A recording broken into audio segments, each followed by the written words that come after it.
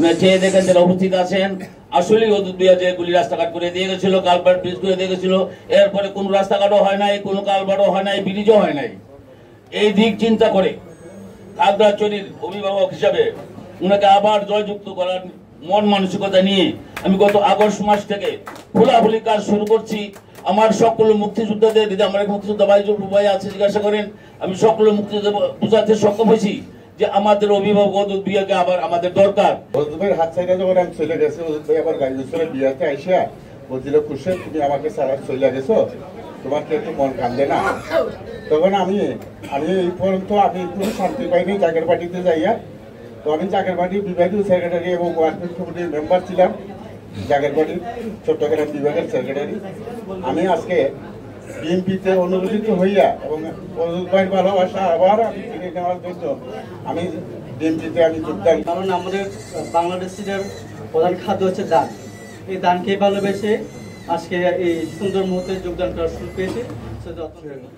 তাদেরকে আমি তারেক রহমানের পক্ষ থেকে সাদরে বরণ করে নিলাম, গ্রহণ করে নিলাম।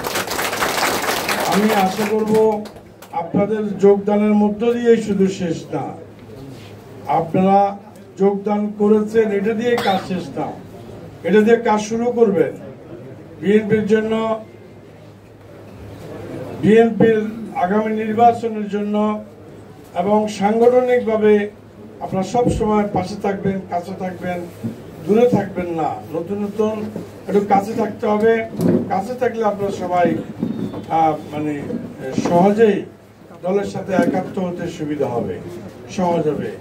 আপনাদেরকে অনেকে যদি অনেক সময় অনেক প্রোগ্রামে নাও ডাকবার সময় নাও পায়, তাহলে আপনারা শুনলে চলে আসবেন, এসে আপনারা কাজ করবেন, দেখবেন একদিন আপনাদের জায়গা সুন্দর একটা দলের মধ্যে জায়গা হয়ে গেছে।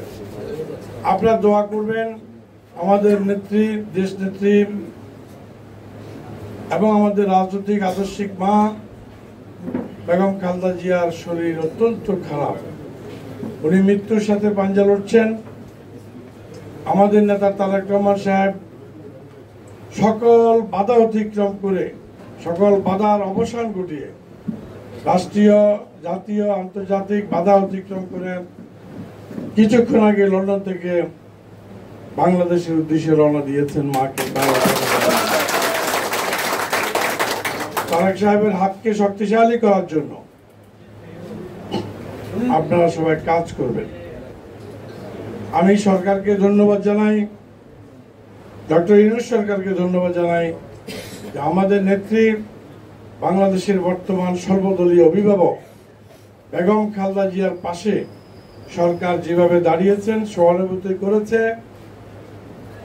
এবং বেগম খালেদা জিয়াকে দেশের গুরুত্বপূর্ণ ব্যক্তি এবং অভিভাবক হিসাবে যে স্বীকৃতি দিয়ে প্রজ্ঞাপন জারি করেছেন, ভিভিআইপি মর্যাদা দিয়ে প্রজ্ঞাপন জারি করেছেন এবং ওনাকে যে ভিভিআইপি অথবা দেশের সর্বাধিক গুরুত্বপূর্ণ এবং অভিভাবক স্বীকৃতি দিয়ে ওনার নিরাপত্তার জন্য এসএসএফ নিয়োগ করেছেন, সেই জন্য আমি সরকারকে, ইউনূস সরকারকে, ডক্টর ইউনূস সরকারকে ধন্যবাদ ও কৃতজ্ঞতা জানাচ্ছি।